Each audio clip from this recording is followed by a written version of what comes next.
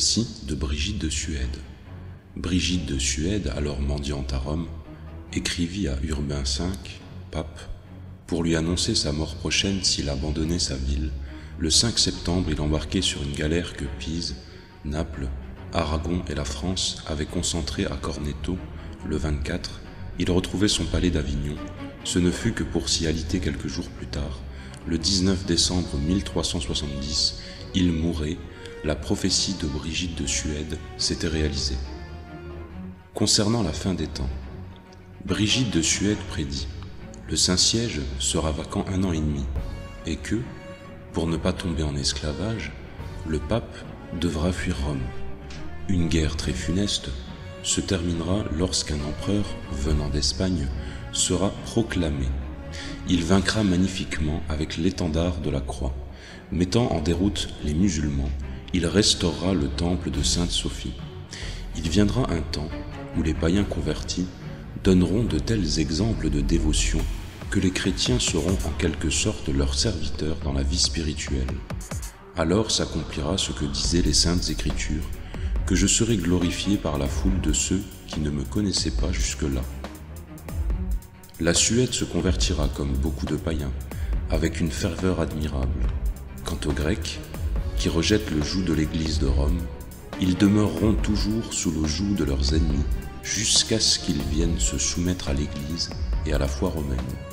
À la fin de cet âge apparaîtra l'Antéchrist, et tandis que les enfants de Dieu naissent d'une union sainte, l'Antéchrist naîtra, lui, d'une femme maudite, qui prétendra à l'intelligence des choses spirituelles, et d'un homme également maudit, et c'est le démon qui, par eux, formera son ouvrage, avec ma permission. Le temps de l'Antéchrist n'est pas celui qu'annoncent les écrits du moine impie. Moi seul je connais ce temps. Quand l'iniquité aura débordé et que l'impiété sera au comble, alors viendra l'Antéchrist. Sache qu'avant cette époque, les portes de la foi s'ouvriront pour plusieurs peuples païens.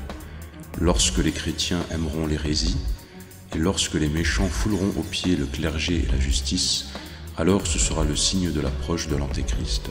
Quant à l'avènement de l'Antéchrist et à la fin du monde, Brigitte reçut la révélation suivante.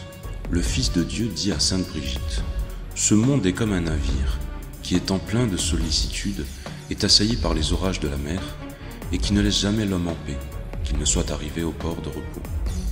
Car comme le navire a 3 parties, la proue, le milieu et la poupe, je vous décris aussi 3 âges au monde. Le premier depuis Adam jusqu'à mon incarnation.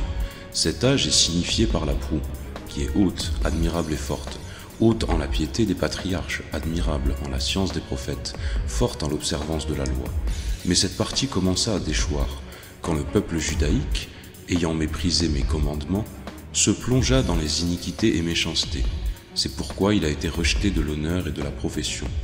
Or, le milieu du navire commença de paraître lorsque le Fils de Dieu vivant eut pris la nature humaine, car comme le milieu de la mer est le plus profond, de même quand je fus incarné, l'humilité commença d'être prêchée, et l'honnêteté que plusieurs avaient embrassée commença à être manifestée. Mais maintenant l'impiété et la superbe règnent, et ma passion est comme oubliée et négligée. C'est pourquoi la 3e partie commence à monter, qui durera jusqu'au jour du jugement. Et en cet âge, j'ai envoyé mes paroles au monde pour vous. Ceux qui les ouïront et les suivront seront sauvés. Car comme saint Jean dit de l'Évangile, non du sien mais du mien, bienheureux sont ceux qui n'ont pas vu et qui ont cru. Je dis à mon tour bienheureux, oui, éternellement bienheureux, seront ceux qui écouteront ma parole et la suivront.